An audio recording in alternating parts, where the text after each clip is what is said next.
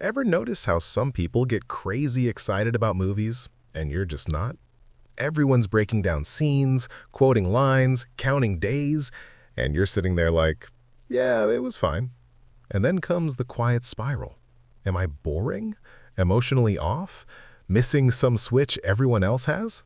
Maybe you've even faked interest just to dodge the looks, the jokes, the awkward pauses.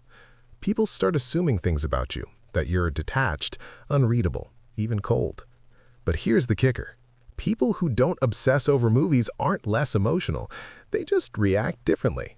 And that difference, it shows up in ways almost no one notices until it suddenly matters. And then you start noticing it everywhere. Friends analyzing every scene, debating plots, quoting lines like it's a personality test. And you? Just nodding, pretending you get it. That little disconnect starts to weigh on you, like everyone else is tuned in and you're offbeat. Maybe you catch yourself thinking, am I missing some switch everyone else seems to have? Or feeling guilty for not caring enough? It's not laziness. It's a quiet insecurity most people never name. A feeling that seems missing until you finally see why it's always been there.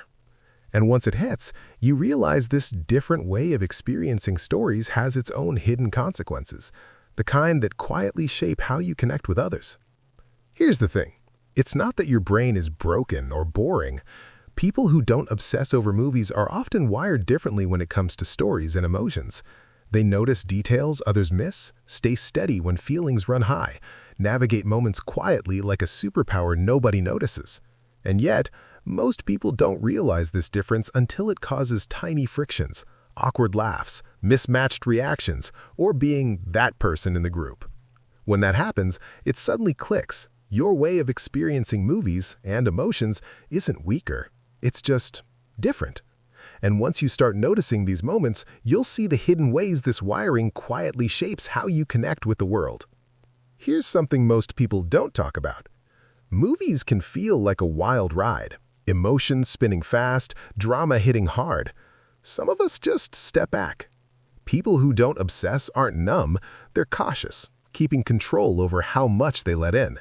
It's like having a mental shield, letting you watch, notice, and feel without getting swept away.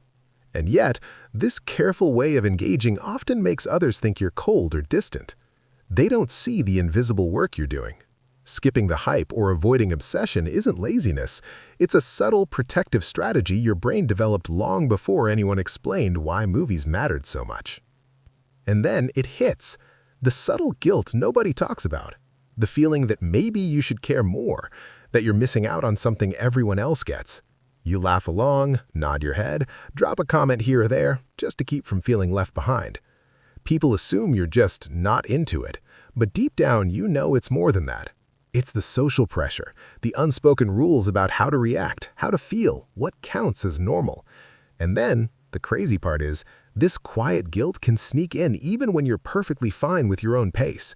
It shapes how you show up, how you connect, and sometimes makes you wonder if everyone else is in on a secret you missed.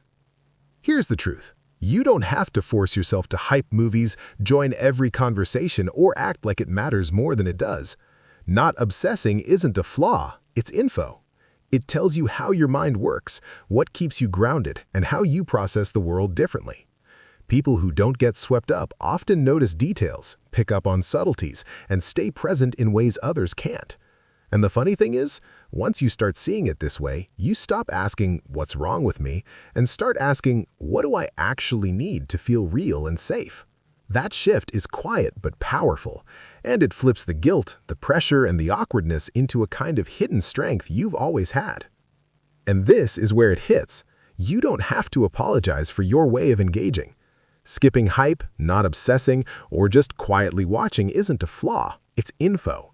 It tells you how your mind works, what keeps you steady, aware, and in control of your emotions. The real shift starts when you stop asking, what's wrong with me, and start asking, what do I actually need to feel safe and real? That curiosity, that self-listening, is where freedom begins. Avoiding obsession isn't weakness, it's insight. And once you see it, a lot of the guilt, the pressure, and the awkwardness start to fade. Suddenly, you're not missing out. You're noticing the world in your own, quietly powerful way.